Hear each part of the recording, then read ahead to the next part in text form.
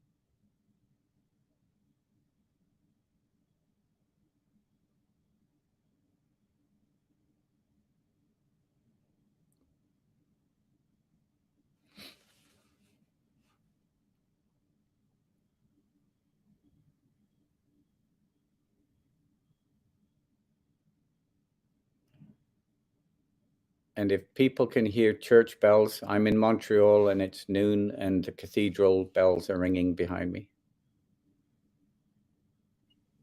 We don't have anything that cool at George Mason University. I wish we did. At my alma mater of Furman University, we had a giant bell tower on campus, and so that would always ring, but no such luck here at Mason. Yeah, the noise behind me is definitely going to be the garbage truck coming in. That's not as romantic. Yeah. No. All right, I think people will still be trickling in from the other session, but we'll get started because we have a lot to talk about. To our attendees, good morning, good afternoon, and good evening, depending on where in the world you're from. I'm Akshaya Moman, master's student, MUN aficionado, and your moderator for this panel. And it's my great pleasure to welcome you all to this because this is our first panel for the summit, and I'm super excited for it. It's my honor to welcome to this panel Dr. Alistair Edgar and Matthew DeSantis. Nate MUNers was also supposed to be on this panel, but he will join us midway. Now, you've read their bios. You know that this is a very exciting panel. They have engagements, accolades, and MUN enrollments that will take me the entire session to introduce if I do it. So I'm not going to hog up your time. You're not here to hear my voice. Well, more than you need to. Instead, I'm going to turn it straight over to our speakers, give them the chance to introduce themselves and share a little bit about their backgrounds and their involvement with MUNs. Without further ado, Alistair, I'm going to put you on the spot first. Please tell us a bit about yourself and your associations with MUNs and the UN in general. Okay. Well, I'm a professor at the Balsillie School of International Affairs, which is in Waterloo, close to Toronto, although I'm in Montreal right now for a International Studies Association annual meeting, which means 4,000 scholars from around the world all converging in one place, what we also call a target-rich environment. I have 30 years at my university, but 15 of that I spent with the UN. From 2003 to 2018, I was executive director of a think tank that was established sort of parallel to the UN called the Academic Council on the United Nations system. So doing a lot of work with the SecGen's office and others all around the UN system on a non-partisan way, independent critical thinking for the UN. At my university, though, I have run at my secondary undergraduate level Model UNs. My course was a Model UN for the Intro to World Politics program. And then the university Model UN clubs, we would go to, in Canada, to York University, McGill University, and down to Harvard University to their Model UNs. And I ended up on the board of directors of the UN Association Canada, UNA Canada, which ran high school Model UNs. So in a range of different ways, sort of, I've had a long association with Model UNs in one form or another and certainly appreciate them. So that's enough for me. Amazing. Thank you, Alistair. Yeah, Matt, you know what? You know the call. Matt, you go for it. Please tell us about yourself and your relationship with MUNs. Sure. My name is Matthew DeSantis. I'm the Executive Director for Institutional Effectiveness at George Mason University. And that might not sound very adjacent to Model United Nations, but before I worked in higher education administration, I was a political science faculty member for the better part of 10 years. And obviously taught a lot of international relations classes, global affairs classes, international organizations classes. Model United Nations was always a part of that. Simulations in general were always a part of it, whether it was Model UN, Model Arab League, constitutional simulations, things along those lines. I just found it incredibly helpful. But I also, going way back into the Wayback Machine, in 1994, I started doing MUN when I was in high school at Muhlenberg High School in Reading, Pennsylvania. I was very fortunate to grow up in an area where Model UN was really vibrant. We had 15 different school districts that had Model United Nations teams in our county. And so we could just kind of go on this rotating circuit of competing in conferences. And it was just wonderful and kind of unlocked something that I didn't know that I even had inside of me in terms of public speaking and engaging and problem solving and really working as a team. And so it was a wonderful opportunity. And I did that for 4 years in high school.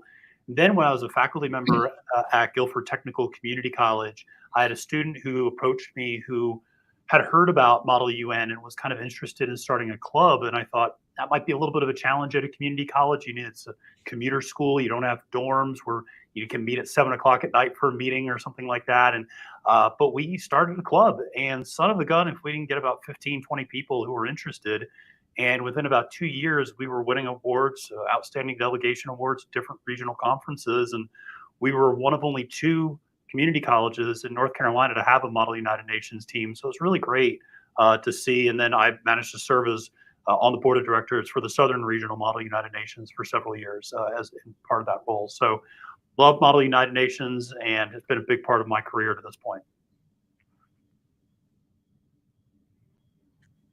Amazing. Thank you. This is great. Coming from a student, I must say that it's so nice to see faculty members who support this, the MUN journey so much. And then I have to dive deep into our first question. But before I get into questions for our panelists, our attendees, you know this by now, but at any point of time, if you have questions, the chat is there for that.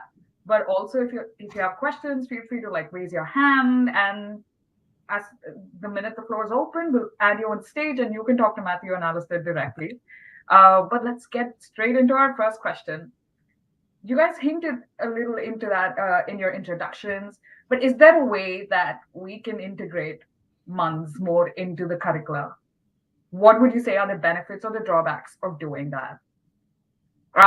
We'll start with Alistair again. Sure. Yes, we can integrate them into curriculum, and I think we should. When I took the Laurier student clubs to the big Model UNs, we connected there with a number of American universities, which had, for whom the Model UN was a whole course. And now the strength of that was great. They got lots of experience. The drawback, in a sense, or not the drawback, but the challenge of that was cost, because they were pre-COVID days, doing the rounds of several different parts of the United States and Canada. And I would say there's no way my relatively small university could afford to have students do that. And we couldn't, unless you had a fabulous philanthropist who would support it. It was a little too elitist to ask to have some students who could afford it do it, etc. So there was always that sort of challenge behind it. But that said, I'm a big fan of having Model UNs be part of a full course curriculum. And for me, it was second year undergraduate. It was a great learning experience for the students. I think taking them from first year, which is they're just learning how to be independent at university, and getting them ready for third and fourth year. That second year course where they were doing lots of research and work, but getting credit for it. was really important. It wasn't an extra workload, as it often is with clubs. It was part of their workload. And I think they really appreciated it. And I certainly saw them accelerate in their development. So I'm a big fan of that. But I think integrating it into real curriculum, I think, is important for the students as well as for the faculty. We can ask more of them if it's part of their course. Yeah, I was saying, Matthew, what do you think? Yeah, very similar to Alistair, that I agree that embedding Model UN, embedding simulations into your course, I think is the best and maybe the most egalitarian way, to the point made earlier, to engage with this material. I think if you make Model UN a class on its own, even if you had a university that kind of funded things so that anybody could sign up for it, you still have a bias that takes place of students going to that are going to be political science students, international relations students, global affairs students, overwhelmingly. But embedding it into a second year class where maybe you're still picking up students taking it for a general education course, you're getting students from business, from engineering, from the sciences, from different areas taking the class, you're exposing them to something they wouldn't be exposed to otherwise. And I think that's a real benefit of embedding it into the classroom. It also, I think, helps us do social sciences, because a lot of times in the social sciences, we read a lot, we have a lot of discussion about things, but actually doing what we talk about is something that is usually for the sciences and the arts and their areas like that. But being able to actually go, listen, we've learned all this theory, we've learned all this material throughout the semester. Now let's put it into practice and let's apply the concepts that we've been learning the entire semester. I think it's a great way. It's a great culminating event. I've always put it kind of towards the last 2 or 3 weeks of my class a lot of times, so that students had a whole semester to build a repertoire with each other, rapport with each other, I should say, and kind of get there. So love doing that. And I think the other thing I'll say is, I think that we should also, as much as we try to encourage other professionals in political science, global affairs, IR, to embed it into their classrooms, I think working with staff in teaching and learning centers across universities is a really effective way of getting this as well. So many faculty go to their teaching and learning center for ideas for how to engage their class more, how to develop new techniques. And I think if those professionals are more equipped to talk about Model UN, more knowledgeable about talking about Model UN and simulations, that can only be a positive thing. Thank you. I certainly look forward to being your students one day so that I can get credits for doing Model UNs. I have more questions, but before that, we'll let Adele on stage because she seems to have a question regarding what's been spoken right now. So Adele is from Best Delegate. Adele, you now have the stage. Thank you. Hi, everyone. I'm Adele. I go to school in Vancouver, Canada. And we're very, very fortunate to have a really amazing teacher who actually created a political studies Model United Nations course in the British Columbia curriculum. It's the only one, and we're very lucky to have it. But my question is, as a high school course, we get to do conferences every week. We take part in international conferences as well. We're going to New York next year for MUN. But my question is, how can we as a course grow?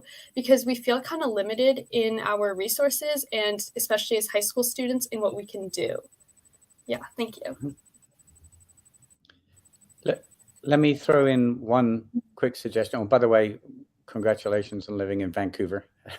I did my master's degree back there way back in the distance of time, before it got built up. Anyway, it's a beautiful city. A quick question for me to you is, does your school, does your teacher, does your club have any connection to the UN Association in Vancouver?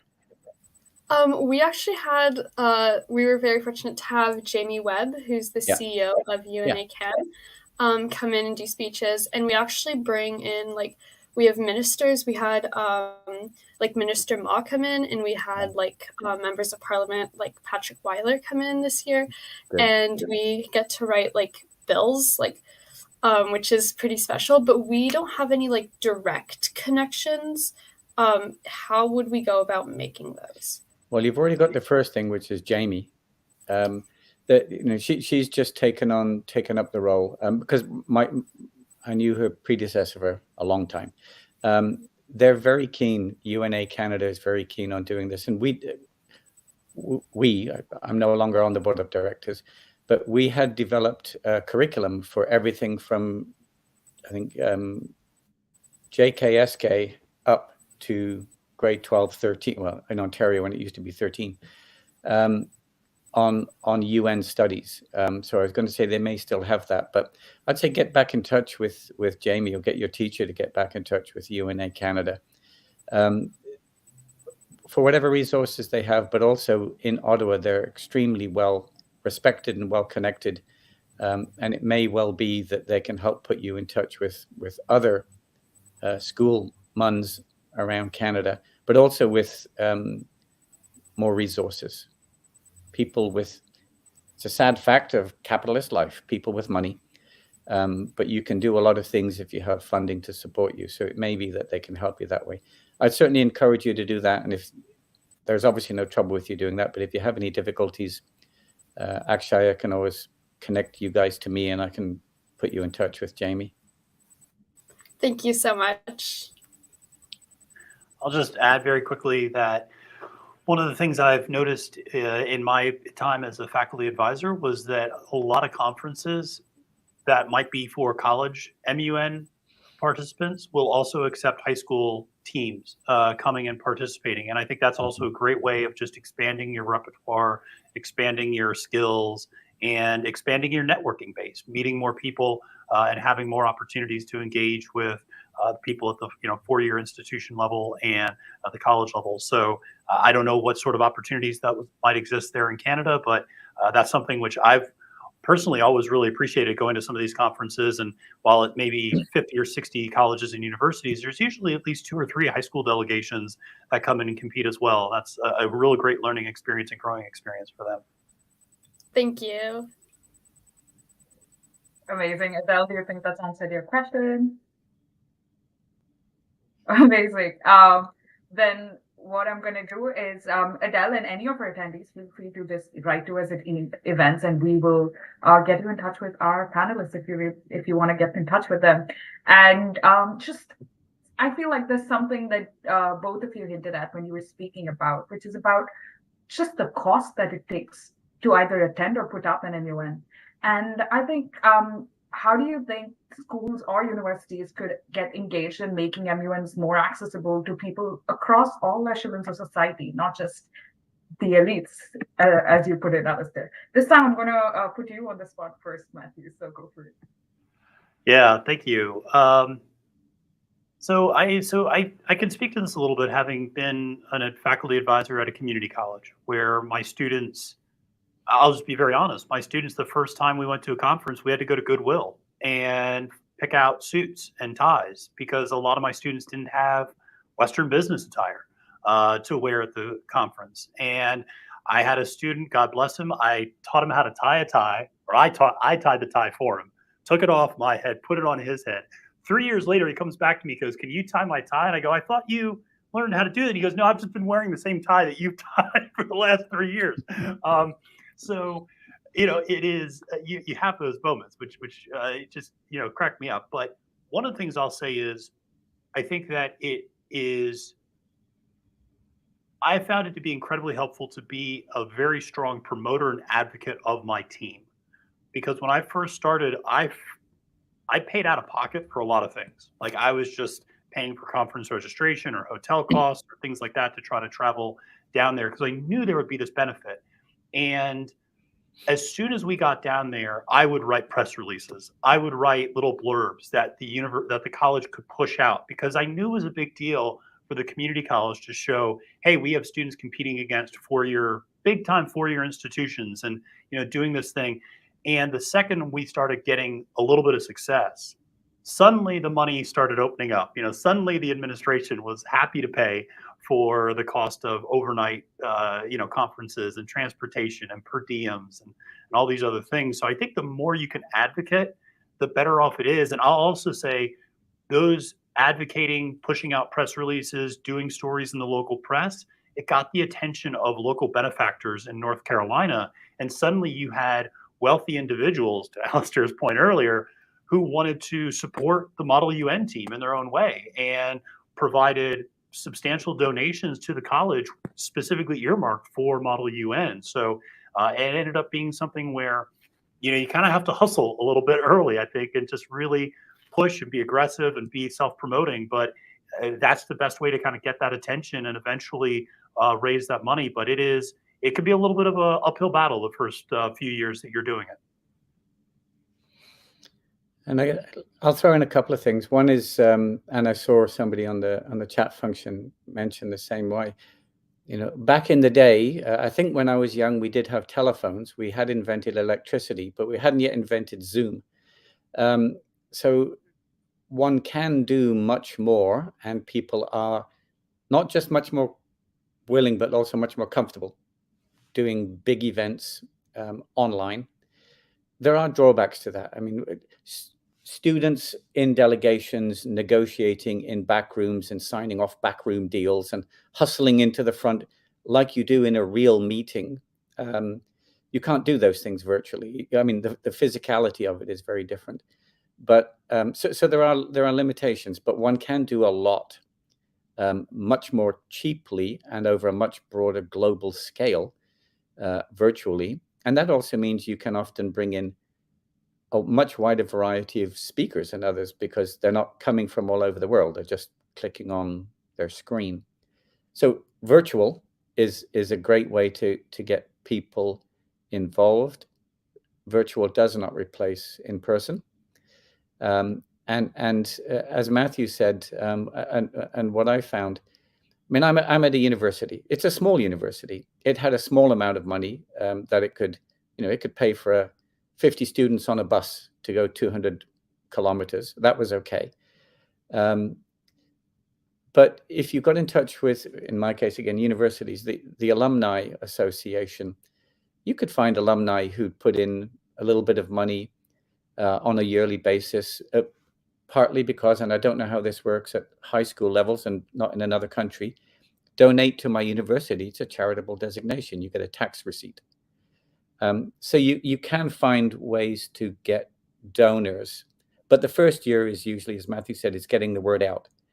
After that, donors see it, donors are interested, parents are interested, local companies, local banks. Most banks and other businesses, they support sports teams. They'll also support good civic engagement for high school level students and for university level students. But again, yeah, you do have to get the word out. I'm quite entrepreneurial. I'll go out and sales pitch to people. I will go into businesses and into banks and say, I want to talk to your community engagement officer. So if you've got somebody who will hustle a little bit, you can do that, but it can be work. It's worth it for the physical in-person Model UN experience. It's worth the effort. No, I absolutely love that. I think it is that idea that if you don't ask them, you'd never know if they're going to support you. Mm-hmm. And so just planning out a conference months in advance or planning out attendance months in advance and then going up to someone and saying, try sponsoring us, definitely going to help. Mm-hmm. That's lovely, but I am going to jump into another question because this is a question that I have dealt with a lot, especially when I had to justify to my parents why I was taking time off school to go and attend something called an MUN. And I think, how do you think that MUN or Model EUs, all of these, how do they influence student performance in your class? Have you seen any benefits, any transferable skills that have transcended the boundary of an extracurricular activity and found its way into class? Who do you want to go first? Oh, Alistair, go for it. Well, I'll quickly say the one quick one, which I'd mentioned to Akshay and Matthew before we went live. I was recently in Vienna at the UN office, UNOV, UN offices, Vienna. and was sitting in the back of a room where they were negotiating the text of, at the UN Office on Drugs and Crime, they were negotiating the text of a new agreement. And somebody tapped me on the shoulder, and I looked around, and it was somebody who said, "Oh, Dr. Edgar, I saw you were going to be here, and I'm so happy that you made it." He said, "You probably don't remember me, but I am this person. I was your student some time ago." And I said, "Oh, that's good. What are you doing now?" And he said, "I'm Canada's ambassador." So he was one of that crew back in the early 1990s. Model UNs, from people who are that far back to now, I see our students who've learned how to do research on topics, who've learned really getting into the background details on specific topics and specific country perspectives on those topics, not just, being the Canadian delegation, because they are delegates from all over the world in that sense, whatever delegation they get. Learning that stuff, learning how to do negotiating, learning how to write a policy brief, right up to students now who are applying for jobs.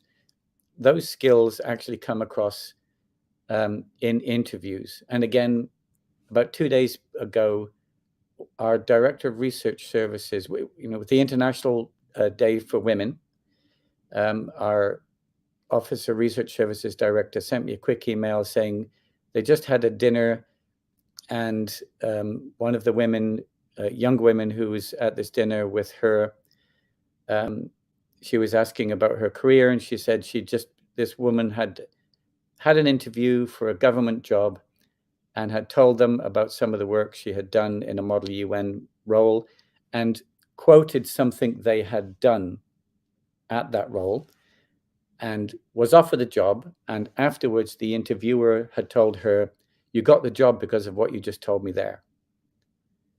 So, I mean, like direct, as well as developing your own person and skills and peer-to-peer stuff and getting to know more people and general awareness. Two demonstrations of direct application of those skills into getting real jobs.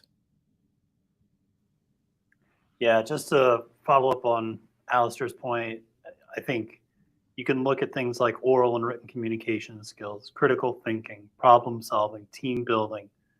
You ask employers, what skills are they looking for? Oral and written communication, critical thinking, problem solving, team building. Doesn't matter what sector you're going into. Those are transferable skills that MUN develops, enhances, and absolutely helps these students and all of us get better at. And it teaches you a lot of empathy too. I think it teaches you empathy in a lot of different ways, because to Alistair's point, you get assigned a particular country and you have to put your mindset into that country now. And you're dealing with a different culture, different religious beliefs in some cases, different cultural practices and norms. And you start to think of things through that lens, and you start to realize this is why this group of individuals, this is why this country views the world the way they do. This is why it's different from the way we might view it in America or in Canada. And so it teaches that empathy. And then also during the backroom deals, it teaches empathy, because you're negotiating with these other countries that are coming at it with their own perspective. And you start to realize, well, we have to compromise here. And compromise is something that, at least in the United States, has been a little bit of a four-letter word in our politics the last 10, 15 years. So I think the more of that we can teach, the better. So it's been just wonderful in terms of transferable skills. And I will say that it also, I think, has helped unlock a lot of students' personalities, because it's role playing. And it allows them to be outside of themselves to some extent. I'm not Matthew DeSantis, because I was this very kind of timid, shy 14-year-old kid with a giant nose and a huge head and who weighed 110 pounds.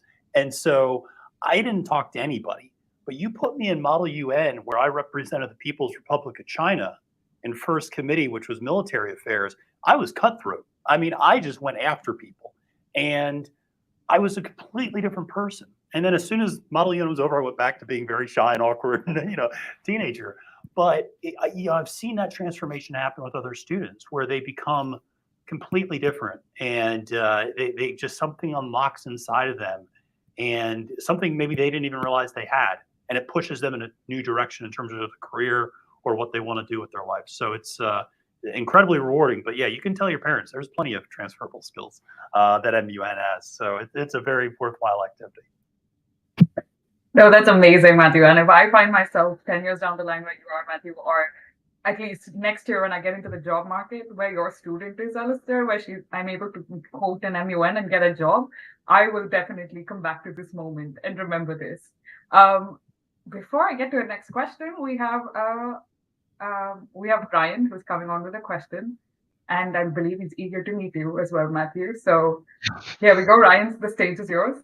Hello. It's been a while, Professor DeSantis. Yes, it has, and you're not the ambassador of Canada yet, and so I'm a little disappointed. So, no, but it's good to see you, Ryan. It's really great to see you again. Yeah, it's good to see you again. I apologize. I haven't been able to email you because I've been busy setting this thing up. But I have a question because I remember, when I first, set up the International Affairs Society in my undergraduate institution. I came to you because I knew you had experience with Model UN, and you gave me a lot of tips and tricks and from your experience. And then one of the most useful things I found was, you sent me an email of instructions on how to write position papers, and which led to me and most of the 10 students that I took with me to New York winning position paper awards because we followed those instructions and because we had an understanding from an academic perspective of what they were looking for and what they needed. So my question is, what would you say, and you and Alistair as well, what would you say are the similarities between MUN assignments and academic assignments in universities, as well as what are some of the differences? What sort of freedoms do you have in MUN that might help you look at academic papers differently? That's a really good question. And I'll say one of the things that I think MUN does is it teaches you really great technical writing skills. You have to be very precise. You have to be very exacting. You write very succinctly. You don't bloviate. You don't just, well, we got to get to a word count. And so, just how do we put in some filler words to get to it? It's very to the point. And so it's very dense.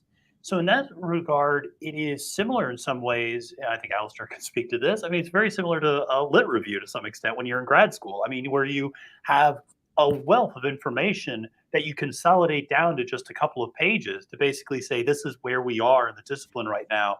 This is where we stand. So it teaches you that skill. It also teaches you, to the previous question that Akshaya asked about transferable skills, employers, when you get outside of academia, employers don't want 15-page research papers. They want a 1-page, they want a 2-pager, they want an executive memo, they want something very succinct. And Model UN teaches you how to do that, how to take a big idea and really get it down to a paragraph and explain your ideas clearly and succinctly. And so, yeah, it teaches you those research skills. It teaches you how to consolidate ideas and to write to, like I said, a lot of technical writing. And that's the beauty of also resolutions, too. The very specific words you have to use in different spaces and things like that. And you have to be very exacting with it. And I think that is something that we lose in our language sometimes, that we're not exacting in when we write and when we speak. But I think in Model UN, it really drills those points home. Yeah, I will say there's nothing more painful than sitting in a UN chamber while delegates, the real UN that is, in a chamber while the delegates square bracket words and spend a day debating a particular word. But there's a purpose behind it because there are political agendas and interests behind those words. And those are real political agendas. It's not just playing silly games. There is real politics behind the words. What I was going to say, just again, relatively quickly, policy briefs and position papers. I push my students hard, have pushed my students hard on critical, analytical, or reflection pieces, no more than 300, no more than 500 words.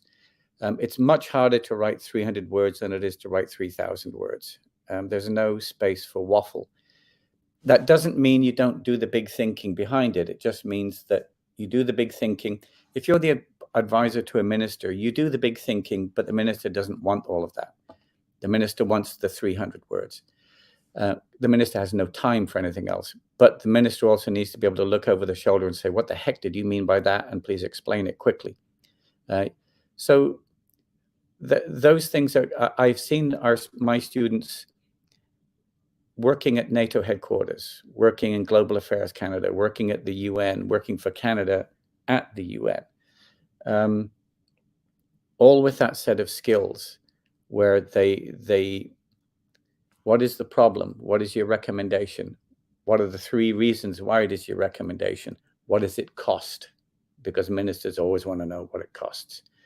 And what are the this may not be in the paper, but the minister wants to know, what's the possible blowback? Who's going to complain or criticize, and what can go wrong and why? Those are really important skills, whether you're in the public sector or the private sector. If you're looking for work in a company and you're a corporate social responsibility officer, you're going to be doing those kind of things as well. So I do a lot of work with Global Compact Network, and including Global Compact Network Canada. And the CSR people, who are often the kind of people who are doing MUNs, are then working for a mining company, a big tech company or other, with a genuine commitment to corporate social responsibility, not greenwashing or blue washing. But they are having to do the same kind of work. So I should also, I've spoken about people being in diplomacy. Big banks, private sector, industry are also looking for people with critical thinking background. They need the technology people, they need the accounting people, they need the finance, the law people, but they need policy people as well. And I think MUNs are a great practical exercise to learn, and also a great practical thing to be able to then show a potential employer. This is what I can do. Yeah, That's amazing. Mm-hmm. Yeah, I would just want to say thanks, and like as well, like as you were saying, one of the things that I like to teach, or like when I'm a chair, or when I'm trying to like instruct students in how to do MUN or how to write operative clauses, like the first thing you need to think about is like what needs to be done, who needs to do it, and then how are you paying for it. And then so like you have to think about these succinct things for those clauses. And I mean, like you were saying with policy memos, I mean, I'm in grad school now and I write policy memos practically every class, and there's always a word limit. There's always like no more than 500 words, no more than 300 or 150 even for this specific section.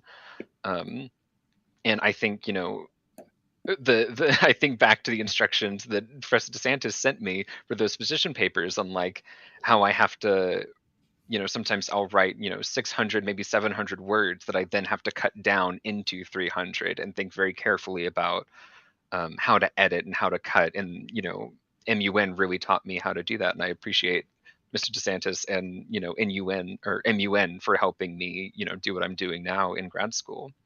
So thanks.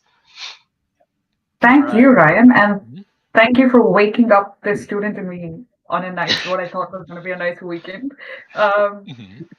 Just allied to something that you were telling us, Alistair, about how we're finding MUN people also now engaged in CSRs and banks.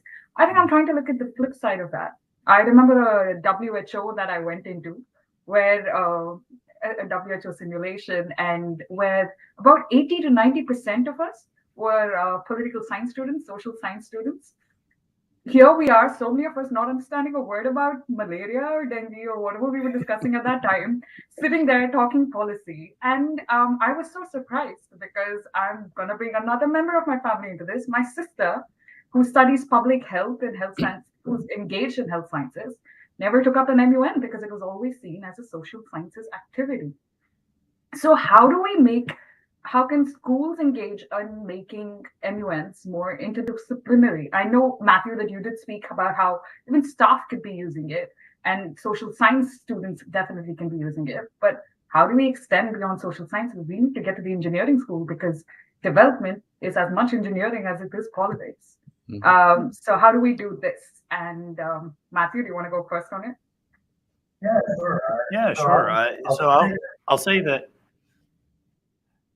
I think forming relationships with faculty across campus is very important. And so one of the things that I did was I just got to know faculty in the business school and the engineering school and the College of Science. And I could go and kind of talk to them about that and talk to them about Model UN. Like during faculty meetings, I would just go up and chat with them a little bit. They'd say, "Oh, I saw your Model UN team's doing this." I go, "Yeah, it's a really great opportunity." And then I'd kind of give them the sales pitch, the 30-second elevator pitch about Model UN for their students as well. And they go, "Hey, would you mind coming to my class and just talking about this for a little bit, see if anybody's interested?" "Yeah, sure." So some of it's just that kind of interpersonal collaboration that can take place at a university that's really great with it. But I agree with you. One of my best Model UN delegates, two of my best Model UN delegates, one was a business major, one was an engineering major. And to your point, Akshaya, they understood the content of the committees so much better than my political science students did. My political science students understood the organization, they understood the politics of it. But when it came time to actually, how do we build a bridge? How do we build a clean water pipeline? My engineering student, I just let her loose because she was brilliant with that, because she understood, to Alistair's point earlier, how much it was going to cost, who needed to be involved, and what were the logistics behind that sort of a project. And as a result, everybody else just kind of got out of her way in the committee. And she really was able to push through her resolution very effectively.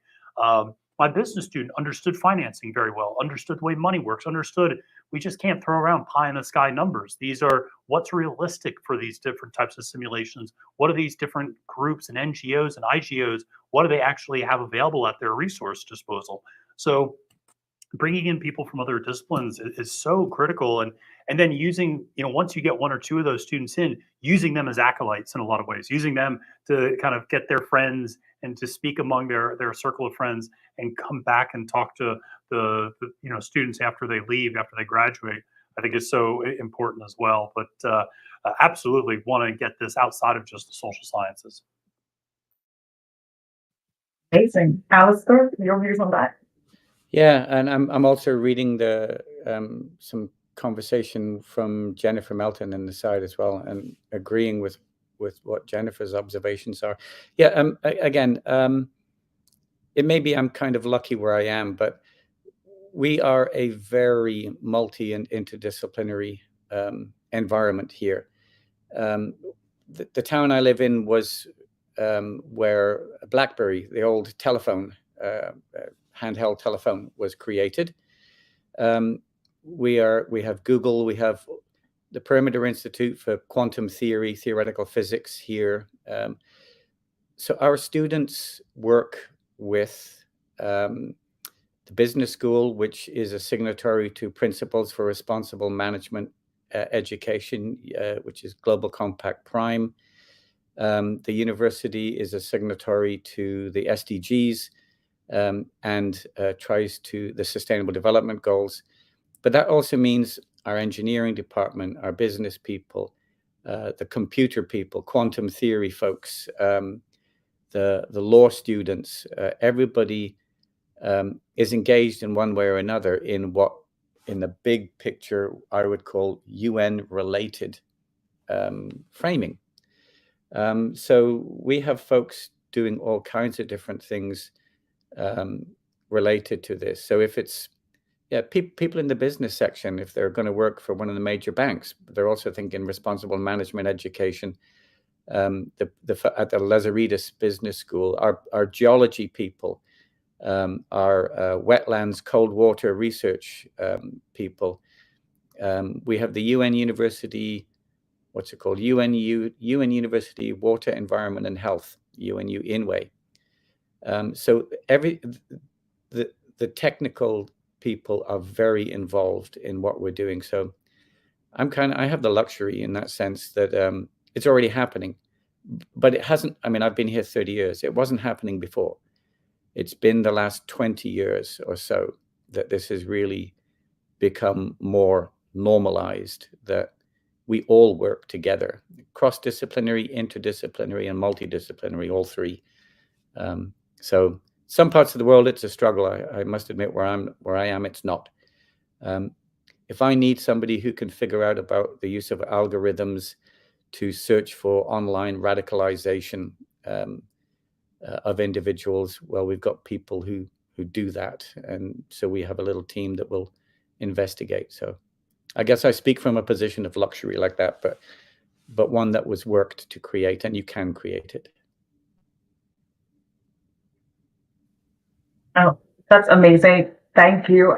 It's good to know how we can mix disciplines. I think that's definitely something that we were aiming for at this summit as well. We're trying to ensure that this doesn't reach just political science students. And it's good to know that in some parts of the world, this is actually being accomplished. So this will eventually spread. I'm gonna think a last question of mine. Before that, I'll remind our attendees that I think after my question, we'll have time for one question or comment. So if you want to get in, this is your chance to raise your hand, put it down in the chat, whatever it is, and talk with Matthew and Alistair. But one question that I'm going to ask from, again, a personal point of view is that I'm at that stage now where I'm getting out of my education phase, moving out of universities, but I've done MUNs for 10 years now, and I want to stay connected to this circuit. And do you think it's important for graduates, mainly because we see MUNs mostly as a school culture or a university culture at maximum? So do you think it's important for people who have graduated to still stay in touch with MUNs? And how do you think it would benefit them and also benefit the MUN circuit? Alistair, do you mind if I go with you first again? Yeah, sure you can. We have kind of a living ecosystem of people doing this stuff. Again, this all sounds like it's easy, but it's not. We spent a long time building this. Our alumni, having graduated, moving into business work, whether it's private sector, public sector, in the Canadian case, municipal level, provincial level, federal level, government, or private sector, across Canada and across the world, they've stayed in touch. So our groups have mentors. We have alumni. We have an active alumni for the program that continues to volunteer to mentor students, depending on whatever their topic is. So every single year we're doing this. And so we have usually groups of 3 or 4 students who are connected to a faculty member, but also connected to somebody outside of the university who is often an alumni of the program, but is now 5, 10, or 15 years into their work career.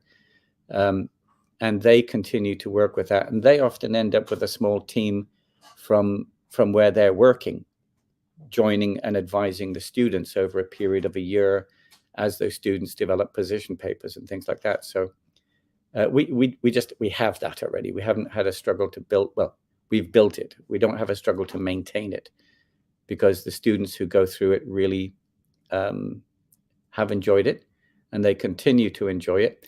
And often their businesses, if they're working for a big company, the businesses that have hired them, who know that they're good, want to maintain that contact, because they also see that as a stream of future employees.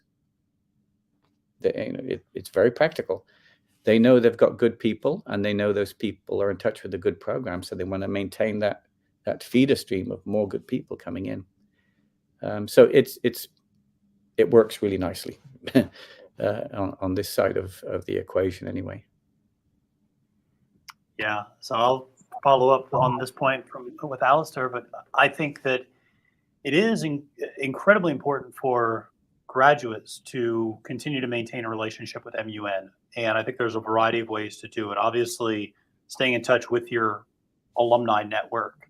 And I can say that, as a faculty advisor, or as a former faculty advisor, any additional support is always welcome. So whenever I had students coming back to say, hey, I'd love to talk about how to do position papers or how to write a resolution or things like that. Like, that's great. That's one less thing I have to worry about in a very busy day. And it gives them the ability to teach as well a little bit. And so it's a great learning opportunity for everybody involved. And I think it gives the students who are in the program now a target to point at and go, look at what this student accomplished. And to Alistair's point, look at where they're employed right now. Look at where they're going in their careers, and I can go there too. If I can, stay on this trajectory, this is a really worthwhile activity. They can end up being, they can serve as mentors in a lot of ways to the students coming through. So very important. And I would also say it's a great opportunity, and this depends on what part of the country you're in or what part of the world you're in. But I mentioned at the very beginning when I introduced myself that where I grew up in Pennsylvania, there were a slew of Model UN teams at the high school level. Getting involved with those, even if you didn't, if you just end up living in an area where you end up going, geez, there's 10 or 15 Model UN high school teams in this area. Trust me, they need help. So reaching out to those schools and just saying, hey, I'm happy to volunteer just to help out, or come in and talk to your group, or, tell people what it means to them, or explain what are the opportunities to do this in college. Because that was a real downside, I think, for me, is I had this great experience in high school, and I never really thought it was something I could continue in college. And then I got to college, and where I went, they really were big on mock trial and it was more pre-law and that kind of vibe, which is fine. But my dad and my grandfather were lawyers. That was the last thing I wanted to do. So, I wanted to go in a different direction, but, it can let people know what are opportunities there at the 4-year, at the, upper graduate or at the higher education level. So being involved, like I said, I think it's something that's great. I mean, I've seen it with some of my former students, Ryan, obviously, but other students as well who I've stayed in touch with over the years who've continued to give back to the teams that they were a part of. So absolutely stay involved, and it's going to benefit you, and it's also going to benefit the students in the program. No, that's amazing. I think, Alistair, we can definitely take from your network as an example piece and then see how we can spread this. And Matthew, I think your entire career trajectory is just that itself, because you are a high school MUNer who has moved and now become an advisor. So I think definitely quite some examples for us to take when we step away from the circuit, how to still stay connected. Now I'm going to pass it on to Roxana, who's from Ireland, who has a question for both of you.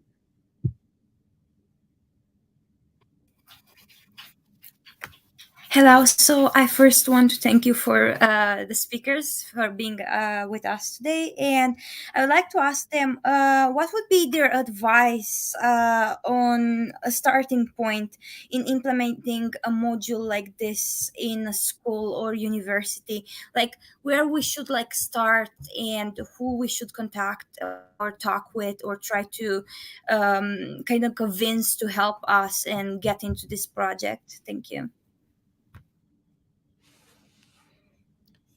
Yeah, I'll jump in with a quick response. So I think the one thing you want to do first is probably find a faculty advocate and find a faculty member who teaches, at the high school level, maybe teaches social studies or government or history that might have a natural inclination to this sort of a thing.